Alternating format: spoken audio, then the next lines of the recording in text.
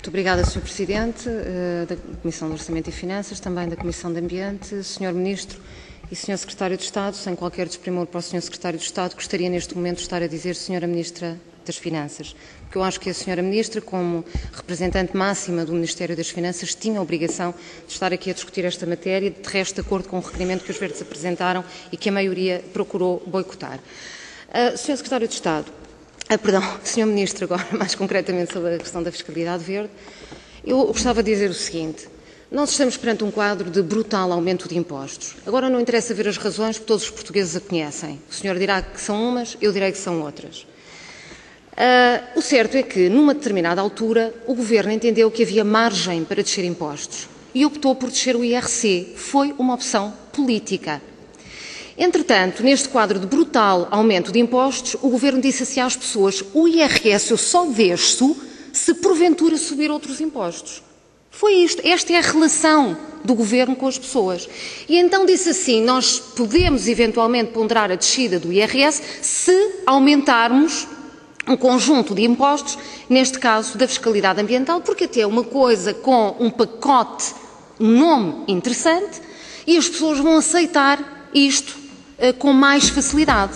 Eu parto do princípio que foi este o pressuposto. E eu acho que, de facto, há aqui uma opção política em causa. Para o IRC não houve neutralidade fiscal absolutamente nenhuma. E para o IRS, como aqui já foi dito, os senhores sacrificaram as pessoas em mais de 3 mil milhões de euros, em muito mais de 3 mil milhões de euros, e agora dão-lhes um dedinho, quase uma unha, 150 milhões de euros, mas pagam através da fiscalidade ambiental. Pronto, é que é importante termos em conta como é que se traduzem estes princípios na prática. Depois, sobre a fiscalidade ambiental, é importante dizer que ela já pesava no nosso país, de acordo com a OCDE, em 2001, em 8% na globalidade dos nossos impostos. Em 2012, 14%. E a pergunta que eu faço ao Sr. Ministro é: onde é que está um estudo de monitorização sobre o resultado efetivo deste peso da fiscalidade ambiental atualmente na nossa vida em Portugal? Que eu julgo que ele não existe.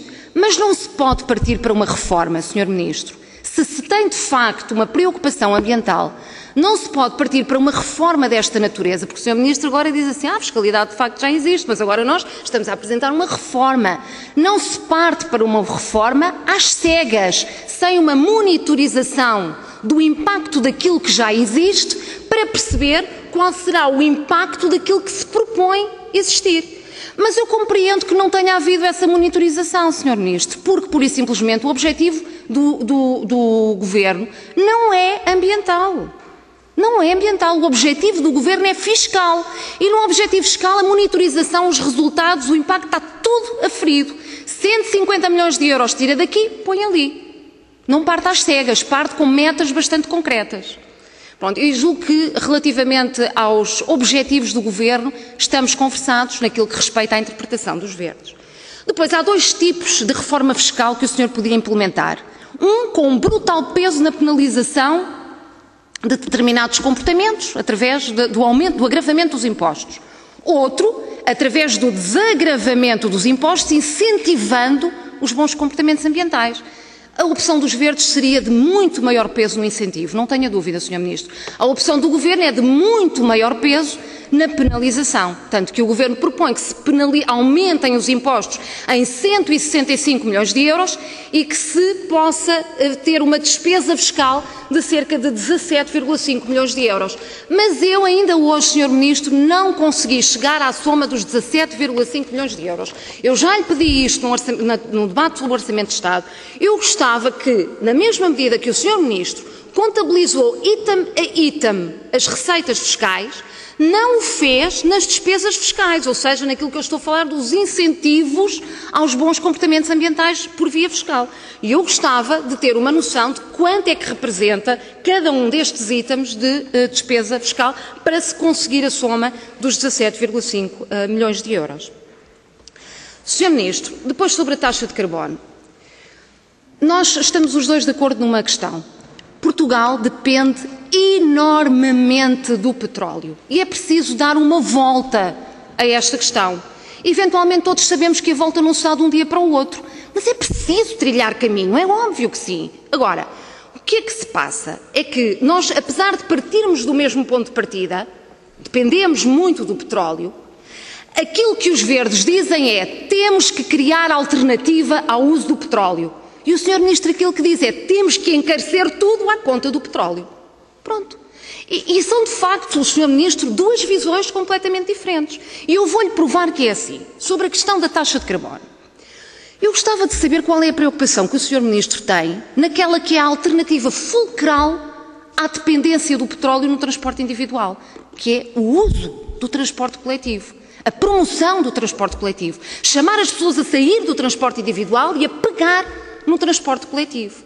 E a questão é a seguinte, o Governo não está a trabalhar minimamente para que esta alternativa seja viável. Eu já lhe disse no outro dia, Sr. Ministro, só aqui, na zona de Lisboa, ao redor de Lisboa, há zonas onde há recolher obrigatório para os cidadãos que não têm carro, Sr. Ministro. Os cidadãos às vezes não têm alternativa senão o uso do carro. E isto é uma coisa que, quer dizer, não, é impensável para quem se quer ver livre da dependência do petróleo. Mas há uma questão que nós precisamos de perceber. Esta taxa de carbono, o senhor consegue garantir que a partir desta taxa de carbono nos transportes não se vai repercutir sobre o aumento dos transportes coletivos?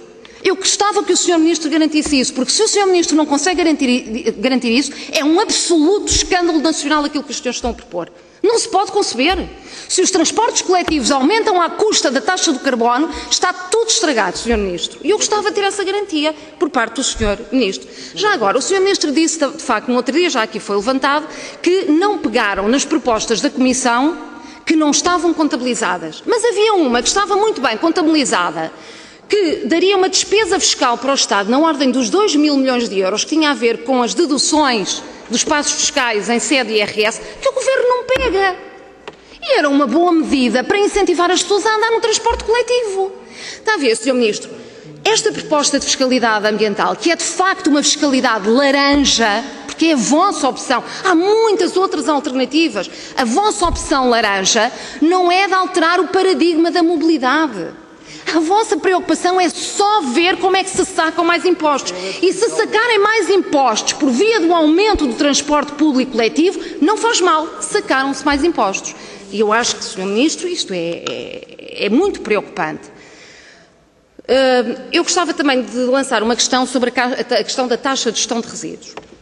A questão é a seguinte, um cidadão, no mesmo sistema, imaginemos, um cidadão que faz toda a triagem do lixo, nunca ninguém lhe pediu para pagar nada, nem pagou nada sobre isso, é da sua sensibilização que foi feita ao longo dos anos, chamaram-se os cidadãos a fazer esse esforço e os cidadãos aderiram muito e podem aderir muito mais, assim também os equipamentos possam responder às necessidades dos cidadãos.